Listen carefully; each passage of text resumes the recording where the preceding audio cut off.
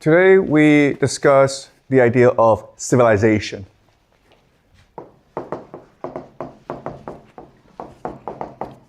And first I want to present to you the general understanding of how we get civilization. Then I will present to you an alternative. Okay? So the traditional understanding is the Marxist understanding. This is the idea proposed by Karl Marx, and it's the dominant idea. So in the beginning, we were hunter-gatherers. And it sucked to be a hunter-gatherer because you could not find food. And then we discovered agriculture, farming. And that allowed for surplus food. Surplus just means that you have more food than you can eat. And so now you have people who don't have to work, okay, an elite. And as such, they can engage in activities that improve the well-being of everyone and which create the basis for civilization. These things include religion, okay, which is just myths and stories, but also arts, dance, music, songs, paintings. And then, of course, you have science and technology. And with these three things in place, now you can grow as a society. Okay? You can now build cities. Why? Because now you can have irrigation and farming. Okay? You can now direct the river flow so you can use more farmland. Okay? You can now have a hereditary elite. And so that these people can focus their entire time on innovation, on science, on progress. Okay? And then you have writing. Because only a hereditary elite has the time and the resources to learn how to write. Because remember, back then, writing is a very difficult activity. You have to spend your entire life learning it and practicing it. And then you have the idea of money and property. Okay?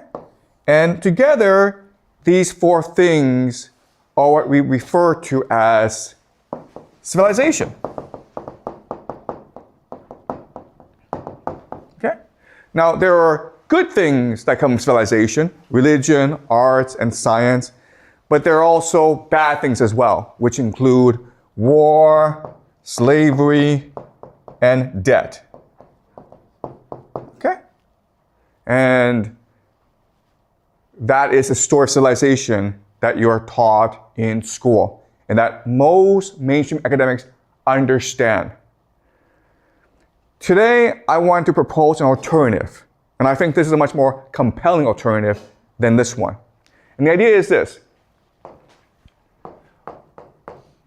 From the very beginning, we were religious, artistic, and capable of science. Okay? We do not need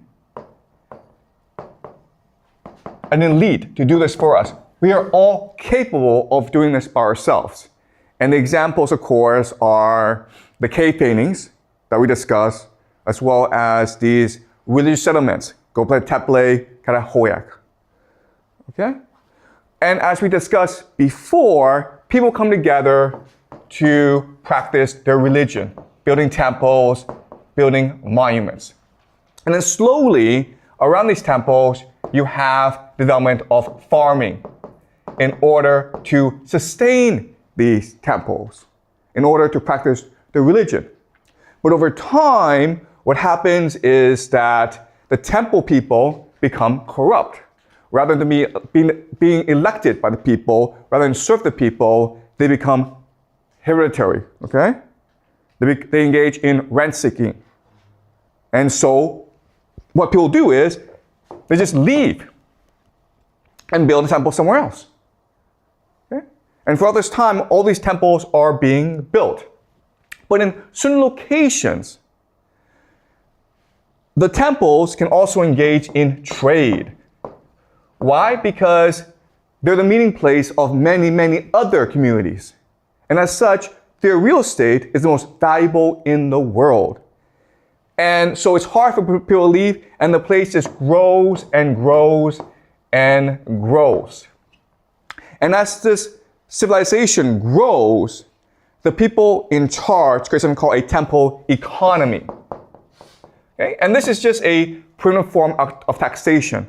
Basically what happens is that everyone brings food to the temple, and the priests then redistribute the food amongst everyone else. Okay? And that allows for public works projects, like irrigation, mainly irrigation, but also more temples. Okay?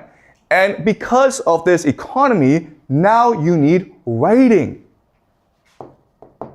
You need to record how much food you have. You have to record who gets what food, the rations. You also need to record trade, right? How much grain you're getting from here, how much cows you're giving to over there, okay? Now you have a writing system, then you have money. But as this civilization develops, a strict hierarchy emerges. And the hierarchy goes against the natural order. Also remember that people at any time can just choose to leave. So how do you make people stay where they are and just follow the natural order? Well, now you have to create mythology. Okay? Which then you encode or write down, so that it seems as though it's coming from the gods themselves. Okay, does that make sense?